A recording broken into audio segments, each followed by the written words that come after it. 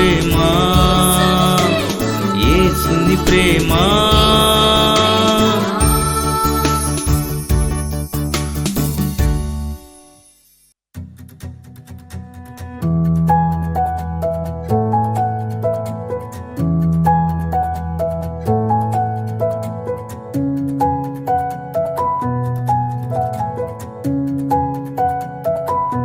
స్తుతి నైవేద్యం.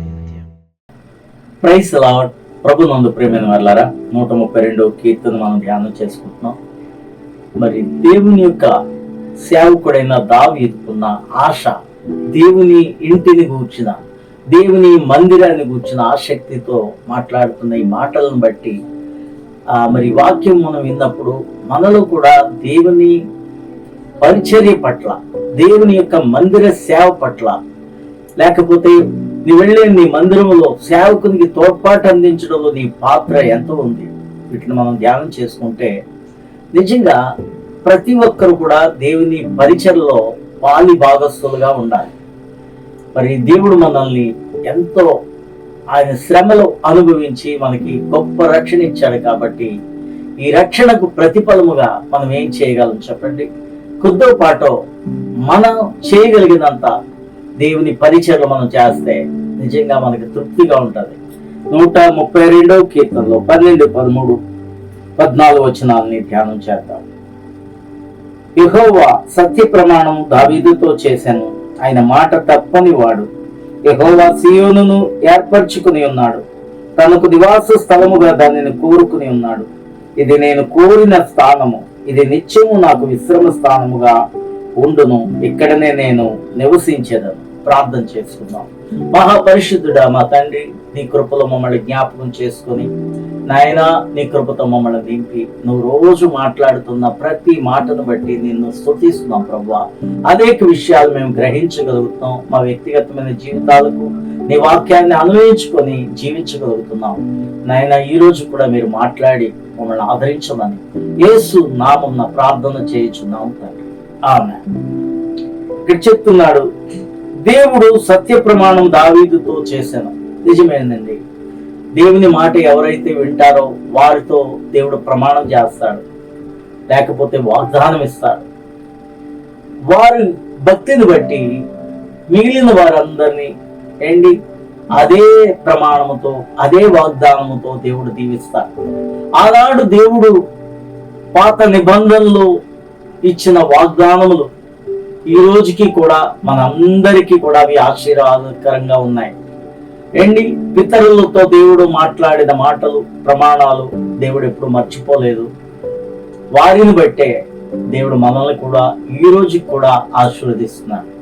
కాబట్టి ఇప్పుడు కూడా మనం చేసే భక్తి నీ పిల్లల పిల్లలకి కూడా ఉపయోగకరంగా ఉంటుంది, ఆశీర్వాదకరంగా ఉంటుందని మనము గుర్తించాలి.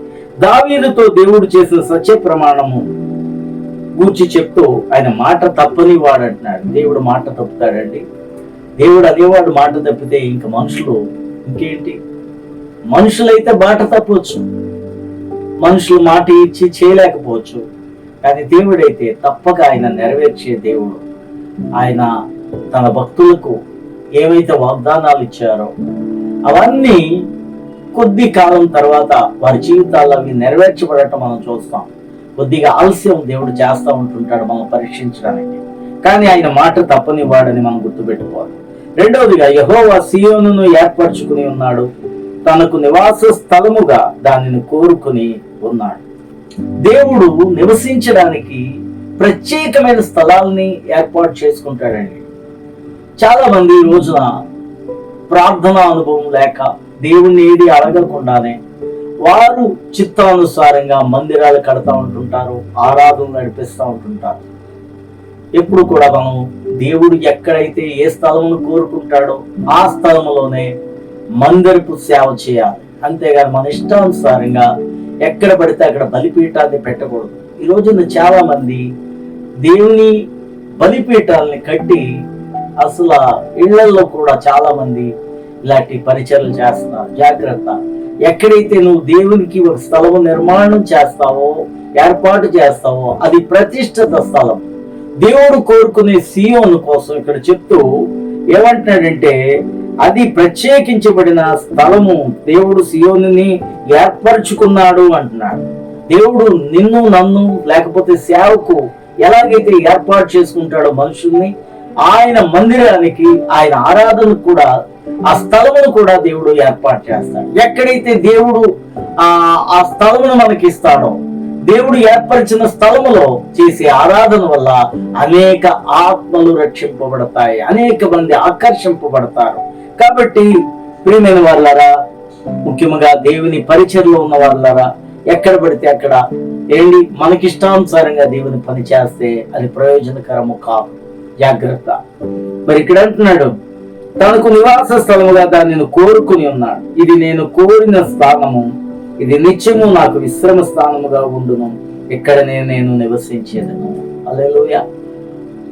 చూసారండి, దేవుడు నివసించకపోతే ఆ మందిరములో పరిశుద్ధాత్మ ఉండడండి.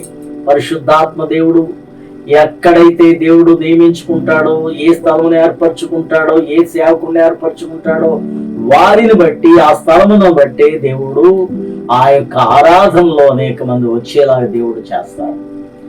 దేవుని మందిరం అంటే అనేక మందికి ఆశ్రయపురం. కాబట్టి ఎక్కడ పడితే అక్కడ మనం దేవుణ్ణి ఆరాధించడానికి మంచిది కాదు. దేవుణ్ణి అడగాలి. సేవకు వచ్చేవారు, ఎక్కడ సేవ చేయమంటావు ప్రభా, ఎక్కడ నీ మందిరాన్ని మాకు ఇస్తావు, ఏ స్థలము నీకు అనుకూలము, ఏ స్థలము నువ్వు ఏర్పాటు చేసుకున్నది అది దేవుడిని అడిగితే దేవుడు తప్పకుండా నీతో ఆయన మాట్లాడే దేవుడు. ఆనాడు మండుచున్న పొదలో మోషేతో మాట్లాడిన దేవుడు ఏంటి, ఆ తర్వాత సీనాయి పర్వతం మీద దేవుని మందిరం యొక్క నమూనాను ఇస్తాడు. ఆ మందిరపు నమూనా, అలాగే అది ఎలా ఉండాలి, అందులో పెట్టే ఉపకరణాలు ఏంటి, ఇవన్నీ స్పష్టంగా చెప్తాడండి. ఆ రోజు మాట్లాడిన దేవుడు ఈ రోజు ఈ తరంలో కూడా సేవ చేస్తా దైవజనులతో మాట్లాడటా మన ఇష్ట ప్రకారంగా చేయడానికి ఏదో వ్యాపారమో ఉద్యోగమో కాదండి. దేవుని యొక్క సేవ ఏదైనా సరే దేవుని పేరట మనం ఏది మన సొంత చిత్తాలను పెట్టకూడదు, కానీ ఏంటి సొంత ఆశలను మనం పెట్టుకోకూడదు. కానీ దైవ చిత్తానికి లోబడి పని చేసినప్పుడు, సేవ చేసినప్పుడు అనేక ఆత్మలకు తండ్రిగా, తల్లిగా దేవుడు నిన్ను, నీ భార్యను నియమిస్తాడు. అటువంటి గొప్ప సేవ చేద్దాం, దేవుని దీవెనలు పొందుకుందాం. ప్రార్థన చేస్తున్నాం. మహాపరిశుద్ధుడా మా తండ్రి, నీకే వందనాలు ప్రభా. నీ కృప మా మీద ఉంచి నువ్వు మాట్లాడిన ప్రతి మాటను బట్టి నిన్ను స్తుతిస్తూ, ఈ వాక్యం వినుచున్న ప్రతి ఒక్కరిని, ముఖ్యంగా దైవజనులను నాయన నీ చిత్తానుసారమైన సేవ చేసే వారుగా ఉండటానికి, మరి మంచి నిర్ణయాలు తీసుకోవడానికి నీ కృప దయచేయమని యేసు నామమున ప్రార్థన చేయుచున్నాం.